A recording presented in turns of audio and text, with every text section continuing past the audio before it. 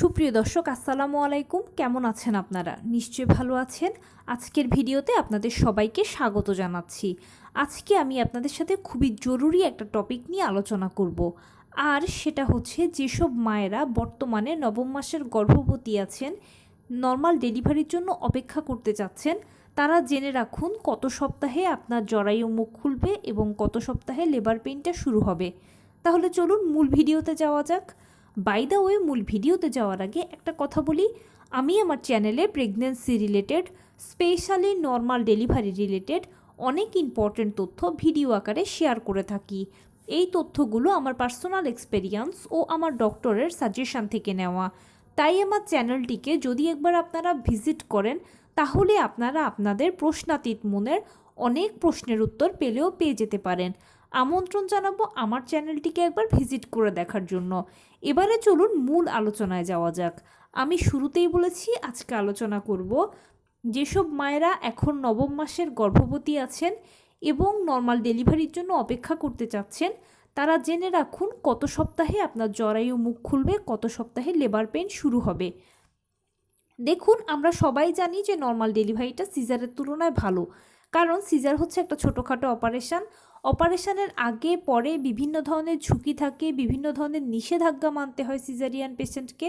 কিন্তু নর্মাল ডেলিভারির পেশেন্ট এর সব কিছু থেকে সেফ ও সিকিওর। তাই সব কিছু জেনে বুঝে আমরা সবাই নর্মাল ডেলিভারিকে পছন্দ করি। সন্তান জন্মদানের ক্ষেত্রে আমাদের প্রথম পছন্দ হচ্ছে নর্মাল ডেলিভারি। কিন্তু নর্মাল ডেলিভারি একটা প্রাকৃতিক পদ্ধতি হওয়ার জন্য এটা একটু সময় সাপেক্ষ ব্যাপার। এটার জন্য আপনাকে ধৈর্য ধারণ করতে হবে, অপেক্ষা করতে হবে। নতুন মায়েরা স্পেশালি অধৈর্য হয়ে পড়ে অপেক্ষা করতে করতে। এখানে একটা ইনফরমেশান দিয়ে রাখি, আপনি কনসিভ করার পরে আপনার ডাক্তার আপনাকে যে ইডিডি বা এক্সপেক্টেড ডেলিভারি ডেটটা দেবে, সেই ডেটে ডেলিভারি কিন্তু অনেকের হয়ে যায়, আবার অনেকের হয় না। যাদের হয় না তাদেরকে আবার ডাক্তারের কাছে যেতে হয়, তার পরবর্তীতে ডাক্তার চেক আপ করে আপনাকে আরও এক্সট্রা 7 দিন দেবে। সেই 7 দিনের ভেতরে অনেকের ডেলিভারি হয়ে যায়।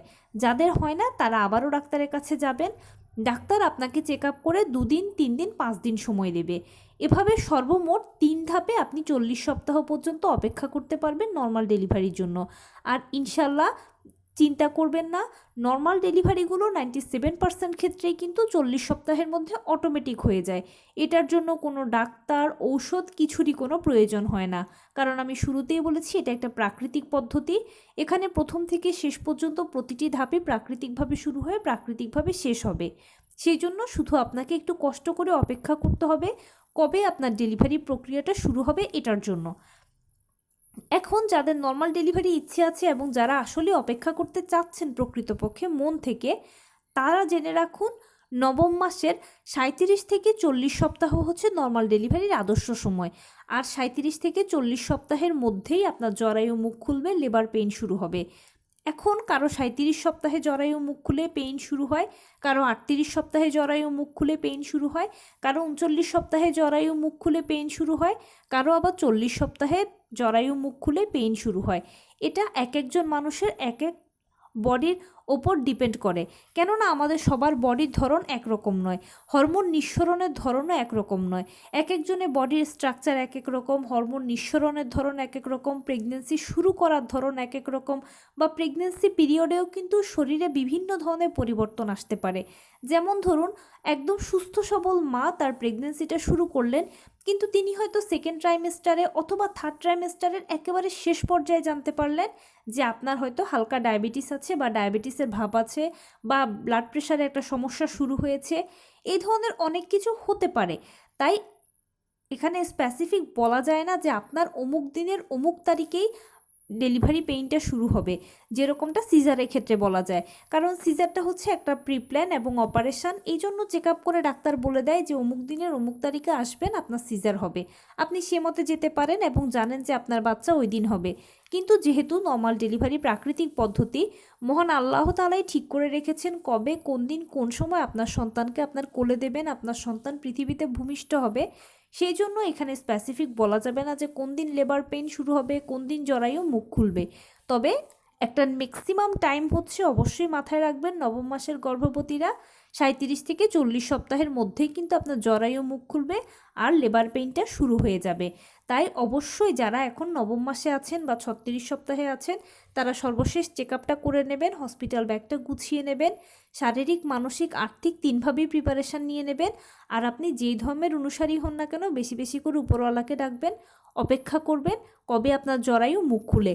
এখানে একটা সতর্কতার কথা বলি, এই জায়গাটাতে অনেকে একটা ভুল কাজ করে। ভুল কাজটা হচ্ছে কি, যেহেতু আমরা সবাই জানি যে লেবার পেইন ছাড়া নর্মাল ডেলিভারি হবে না, তাই অনেকে করে কি, বিশেষ করে নতুন মায়েরা বিভিন্ন জনের থেকে টিপস টোটকা পরামর্শ চায়, পরামর্শ নেয়। তো কিছু কিছু পরামর্শ এরকমও পেতে পারেন যে এর কাজ করেন, আপনার 1 ঘন্টায় লেবার পেইন শুরু হবে, ওই কাজ করলে জরায়ু মুখ খুলে যাবে। আমি এরকম করেছিলাম, আমার লেবার পেইন এসেছে, জরায়ু মুখ খুলে গেছে। দেখুন, সব পদ্ধতি কিন্তু সবার জন্য নয়। কোনটা কাকে স্যুট করবে, কোনটা কাকে স্যুট করবে না সেটা আসলে অ্যাপ্লাই করার পরে বোঝা যায়। কিন্তু ডেলিভারি হচ্ছে একটা সেন্সিটিভ ইস্যু, দুটো মানুষের জীবনের প্রশ্ন।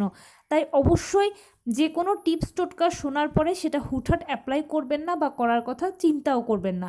যে কোনো কিছু শোনার পরে এবং যদি ভাবেন যে এই কাজটা আমি করতে চাচ্ছি, এই চিন্তাটাও করার পরে 100 বার ভাববেন এটা আপনার সন্তানের জন্য নিরাপদ কিনা, আপনার জন্য নিরাপদ কিনা। কেননা ভালোর ক্রেডিটটা সবাই নেবে, মন্দের দায়টা কেউ নেবে না। যার বা যাদের কথা শুনে আপনি এই কাজটা করলেন, যদি ভালো হয় সে বা তারা তো ফুল ক্রেডিটটা নেবে, কিন্তু যদি খারাপ কিছু হয় তাহলে কিন্তু পুরো দোষটা আপনার উপর চাপিয়ে দেবে। তখন সারা জীবন অনুশোচনা করবেন, নিজে নিজেকে দোষারোপ করতে থাকবেন, আয়নায় মুখও দেখাতে পারবেন না। তাই নবম মাসের গর্ভবতীদের একটাই কাজ হবে, সেটা হচ্ছে নিয়মিত হাঁটাচলা করা, টুকটাক কায়িক শ্রম করা, লো কমেটটা ব্যবহার করা। সারাদিনে আপনি যা যেরকম খাবার খাচ্ছেন সকল ভিটামিন, মিনারেলস, ক্যালসিয়ামগুলো যেন ঘুরে ফিরে আপনার বডিতে যায়, আপনার থেকে যেন বাচ্চা পায়।